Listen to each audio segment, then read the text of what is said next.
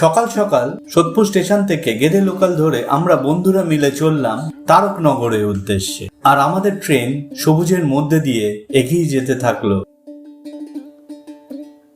এখন তারকনগর হল্টে আমরা আছি। এই যে তারকনগর হল্ট,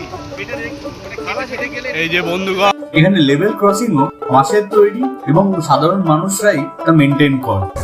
আমাদের জন্য স্পেশাল অটো দাঁড়িয়ে আমরা এবার যাব শিবনিবাসের উদ্দেশ্যে।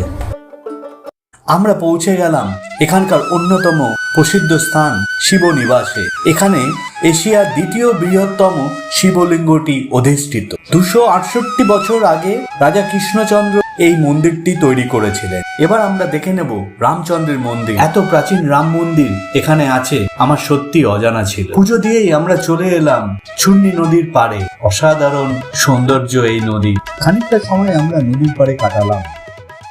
এবার একটু পেট পুজোর দরকার, তাই আমরা এক প্রসিদ্ধ মিষ্টির দোকানে খেয়ে নিলাম গরম গরম কচুরি, সঙ্গে ছিল অনেক রকমের মিষ্টি।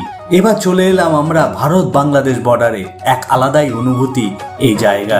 এখান থেকেই দেখা যাচ্ছে দূরের সেই বাংলাদেশের গ্রাম।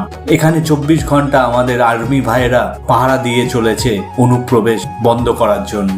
এই কাকার জমি কিন্তু ভারত বাংলাদেশ বর্ডারের মাঝখানে। প্রতিদিন পারমিশন নিয়ে যেতে হয় তাকে চাষ করতে। চারিপাশে পরিবেশটা খুবই সুন্দর এবং সেনার থেকে এখানে বাচ্চাদের খেলার নানান রকম অ্যাক্টিভিটিও করে দেখা হয়। বর্ডারে আমরা কিছুক্ষণ সময় কাটিয়ে আমরা চলে এলাম আমাদের আজকে সব থেকে গুরুত্বপূর্ণ জায়গা আমবাগান। এই আমবাগানেই আমরা আজ প্রচুর আম খাবো আর এখানে স্নানও করব এই বিশাল ঝিলে।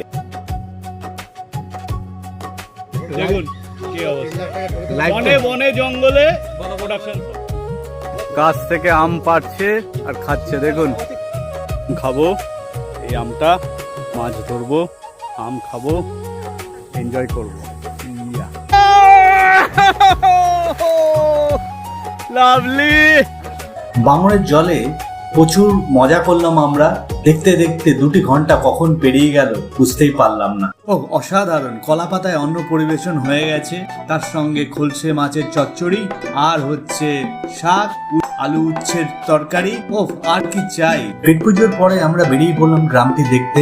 এই পাট ক্ষেতের মধ্যে দিয়ে যাওয়ার অভিজ্ঞতা যেন ছিল অসাধারণ। চারিদিকে প্রচুর সবুজ আর এত ফ্রেশ এয়ার সত্যি আমরা শহরে একদমই পাই না। আর গাছে দেখুন বাবুই পাখির বাসা, কি অসাধারণ। সারাদিন ঘোরাঘুরির পর রাতে ছিল দেশি চিকেন এবং রুটি। আজ এখানে ইতি।